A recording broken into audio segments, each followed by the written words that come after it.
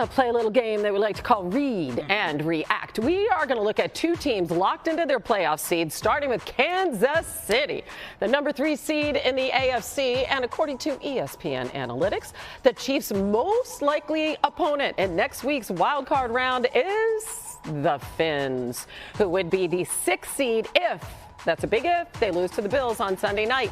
The Colts, the Texans, the Bills, the Steelers, all potential opponents. They will be sitting by and watching this weekend. So, Swagoo, which team should the Chiefs want to play? I felt absolutely dumb when I answered it the first time, but it's the Texans. And I'm leaning on the youth. The youth. Just the first time being in the playoffs, a first-year head coach, a rookie quarterback. The playoffs are different. I know people try to explain it, but you can't explain it. It's a different atmosphere. Every play is at stake, and you just wonder how this young team is going to handle that. I don't feel 100% confident about it, but if I thought about myself as a veteran in the NFL, if I was going into the playoffs for the first game, I want to play a rookie quarterback. But C.J. Stroud is special. It's okay. I don't really like your pick. Rookies. No, I know how you feel about Houston. I know how you feel about Houston. He's so cool, though. Yeah, he is, man. All right, let's move on to Cleveland, where the Browns are locked in as that 5 seed in the AFC. Winners of 4 straight with none other than Joe Flacco at the helm. Cleveland is going to face the AFC South champions, so that'll be the Jaguars if they beat the Titans on Sunday. If the Jags lose, then the Browns are going to play the winner of the aforementioned Texans and Colts game. So, Mina, I don't know if you're disrespecting the Texans either. Which one of these teams should the Browns want to play? I am a C.J. Stroud respecter. I am not choosing the Texans. I'm choosing the Indianapolis Colts because of the quarterback, and I don't want to diminish what the Colts have done this season. That front is really strong. I think Shane Steichen's a fabulous coach. But while Trevor Lawrence hasn't played particularly great at times this year, I would still rather face Gardner Minshew than Stroud or Lawrence in the playoffs. Jags also have very good pass rush. Browns' offensive line is injured, so give me the Colts if I have the choice. All right, that's solid. Got that, Mina. For the 2nd straight year, the Packers have a win-and-in game at Lambeau Field in the final week of the regular season. Now, last year, of course, you remember it well. It happened in prime time on Sunday night. Aaron Rodgers' final game as a Packer. The Lions come in and spoil the day. If the Packers could still make the playoffs, actually, if they lose, but they would need a loss by the Saints or the Buccaneers, and losses by both the Vikings and the Seahawks. That's a lot. So, Graz, the Packers have been pretty banged up all season. I've heard you've been talking all week, though, about their receiving core. Just give us a sense of how healthy they are going into this critical weekend. Well, healthier than they've been, Hannah, as a group. I mean, when you look at, Dontavian Wicks, the tight end, Luke Musgrave, Christian Watson, Jaden Reed, all listed as questionable for this game, but they've all been able to practice all week, with the one exception. They held Watson out today. He said after practice that his hope was that would help him rest up and get ready to play Sunday, give him a chance to play. There's a chance that Jordan Love has all of these guys available to him when they take the field on Sunday, which has not been the case for large chunks of this season. Man, has he been playing well, Jordan Love, the last 7 weeks. We're going to get into that in just a minute. Mina, what do the Packers need to do to win this game and clinch a playoff berth, unlike a year ago?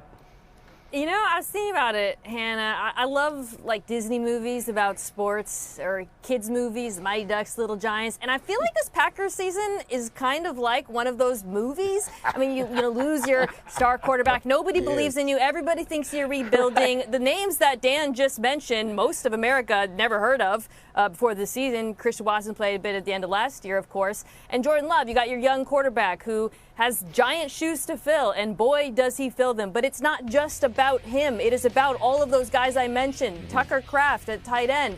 Reed has been fantastic. And Wicks, I mean, getting him back in the lineup is amazing. And that matters a lot against a Bears defense that has been surprisingly strong, but really has one star at corner in Jalen Johnson. You can target, you can go after matchups versus the other positions. I think the Packers' youth movement and their depth at those skill positions will serve them well in this game, because it's not just about one guy, the way it is with Chicago, frankly, and DJ Moore. Yeah, we got Grimes talking about the guys coming back, Mina talking about she loves the Little Giants, and Green Bay has been running the annexation of Puerto Rico a lot. They've been explosive offensively. But I'm going to go to the other side of the ball, man. Okay. Because here's where my problem lies. 2 weeks ago, I saw the Carolina Panthers put 30 points on this defense. The week prior to that, I saw Tampa Bay have a successful day against them. Now, they only surrendered 10 points to the Minnesota Vikings in this recent win, so hopefully that's something to build off of.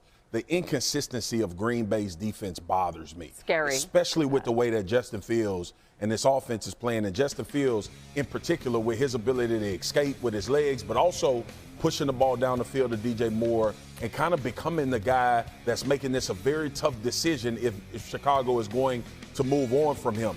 There is a nervous angst when you watch your defense go up and down. Because now as a coach, you're trying to figure out who are we going to be today. And this will be the wrong day to be a bad defense with that quarterback in Chicago with the way that he's been playing the recent weeks. Listen, it's a showcase game for him. We don't know where he's going to be next season. Mina brought it up yesterday. Who's going to really stop DJ Moore? So when we look at our picks for this game, I'm taking the Bears. I'm going to pick spoilers all day long. Mina? We got it close. Close? Yeah, I got it close, man. These Bears have a lot to play for. Matt Eberflus, Justin Fields, defense playing so well, and of course the opportunity to play spoiler.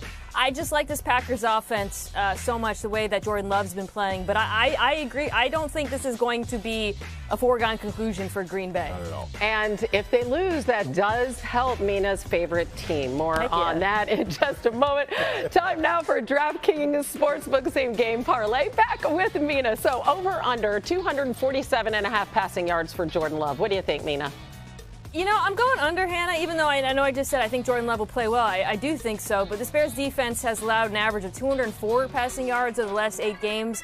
They're really good at limiting explosives. So I think it'll be tight, even though I do see Jordan Love playing well. All right, so let's talk about the other side of the ball there. Over under 53.5 rushing yards for Justin Fields. That's a good one.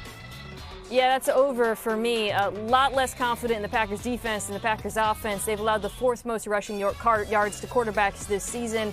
And Justin Fields, as we've discussed, is playing for a lot this final week. All right, let's talk about our X factor that we've been focusing on. Over under 64.5 receiving yards for DJ Moore.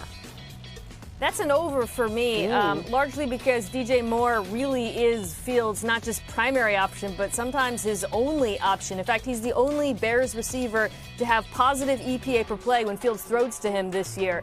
I don't think anyone in the Green Bay secondary is capable of containing him or manning him up, so I like the over here.